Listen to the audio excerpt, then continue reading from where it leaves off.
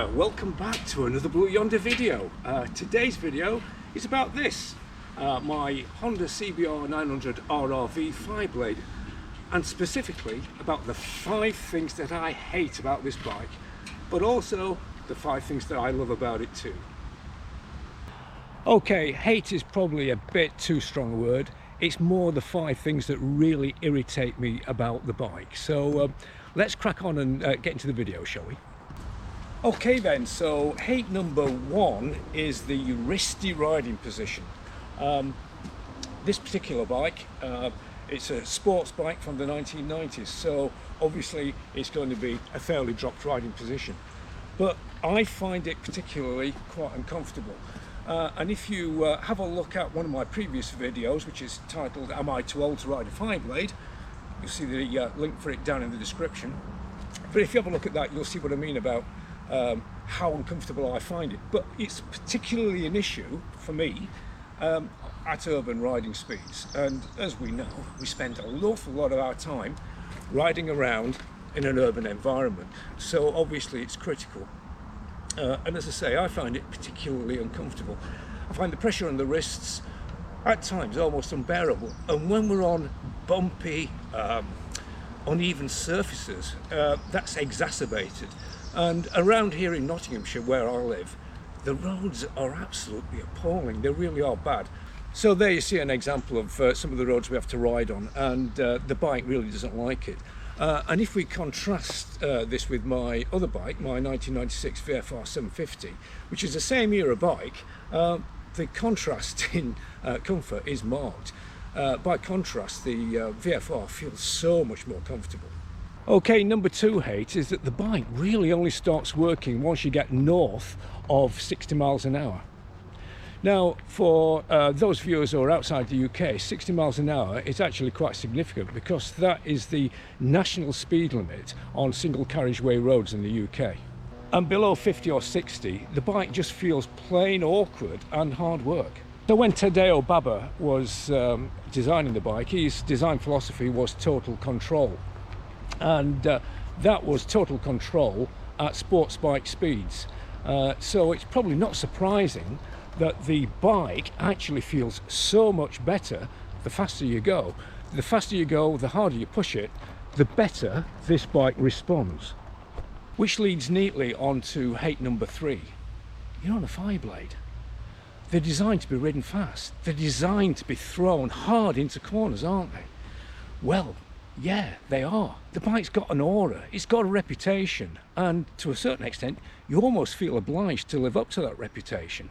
But that, in turn, brings a kind of self-applied pressure, a pressure to actually ride the bike hard and to be seen to be riding the bike hard. Riding the bike at anything less than 10/10 makes you feel that actually you're wasting the bike, that it makes it look as though you're intimidated by the bike, that you're a timid rider, and that's not a good look, and it's not a look that anybody wants.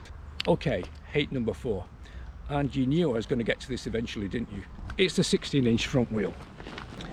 And you can hate that 16-inch wheel for a number of reasons, and the first reason is that it restricts tyre choice.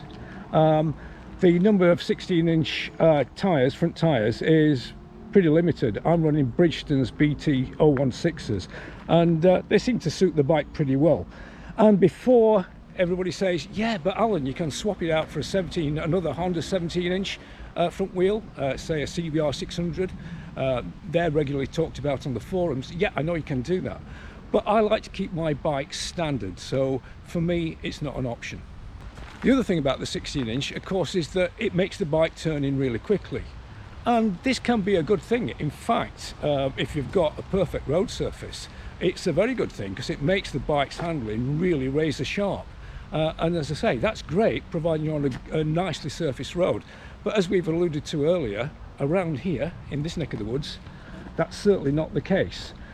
So a 16-inch front wheel with razor sharp handling isn't exactly what you want, and in fact it can be borderline unstable at times.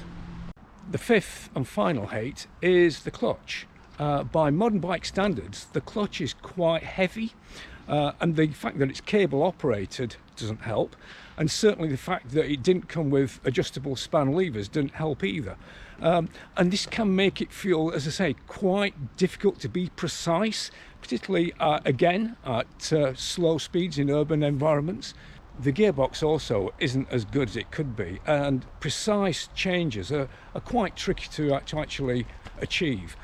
Okay, enough of the negatives. What about the positives? What are the things that I love about this bike? Well, I could make a list longer than 5, but I'll try and keep it to 5. Well, the first one is the way the bike looks. I think it's a gorgeous looking bike. Look at it, its proportions are perfect. It's pretty squat. It looks purposeful. You look at that front, it's aggressive, it's timeless.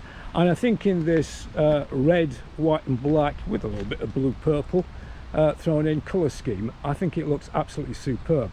And for me, this era of Fireblade, the 97, 98 models, I think are probably, along with the 954, are probably the best looking of all the Fireblades. But that's just my opinion. You may disagree. Let me know if you think otherwise. So yeah, the bike demands attention, and it gets attention wherever it goes. It does have that charisma, it does have that car park kudos that a lot of other bikes don't get. And let's face it, in terms of pride of ownership, that counts for a lot. Okay, love number 2 is the torque that this engine develops. This engine is a bit of a masterpiece in my opinion. It's developing 67 pounds-foot of torque, which at 8,000 revs, which converted to newton meters is approximately 91 newton meters. Now, if we compare this bike with the 2022 model year Fireblade, the 2022 Fireblade is developing 112 newton meters of torque, which is another 21 newton meters more than this bike. The difference is, although that's a 23% improvement, the difference is that it's doing that at 12,500 revs rather than 8,000 revs. And that means it's obviously a much more track-focused bike, whereas this is a much more road-focused bike. So for road bike riders, I would say that this is a much more efficient and better bike for riding on the roads. And moving on from that fantastic torquey engine, the next love is the fact that that motor, that engine, just makes top gear roll on overtakes so simple, much better than you would expect from a super sport bike, a super bike. The thing just pulls so effortlessly. Many times you don't actually need to go down to 5th or even 4th to do an overtake. Top gear is all you need in many cases. And it just makes riding the thing so easy. It's such an easy bike to ride quickly. Moving on onto the 4th love, the thing that I really love is the simplicity of this bike, the stripped back rawness that is the analog 1990s sports bike. And this bike really does epitomise that. The bike has no ABS. It has no traction control.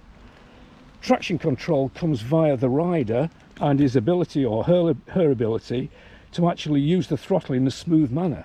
So you have to ride the bike smoothly, and it creates a riding art form that is missing on modern superbikes. And what that translates to is a much more involved, a much more rewarding ride. So riding satisfaction is, on a scale of 10, is 10 out of 10. And that is something that is just missing for me on modern bikes. The 5th thing I love about this bike is they have such strong residual values. I mean, if we compare it to buying a new bike, if you buy a new bike, as soon as you ride that bike out of the showroom, you're taking a massive depreciation hit. With these babies, completely different. So thank you very much for watching. If you've enjoyed the video, please hit like and subscribe. It really does help. And as another point, I've recently just gone through the 500 subscribers barrier, which for a small channel like Blue Yonder is really quite significant. So all those people have subscribed, thank you very much. It's very much appreciated.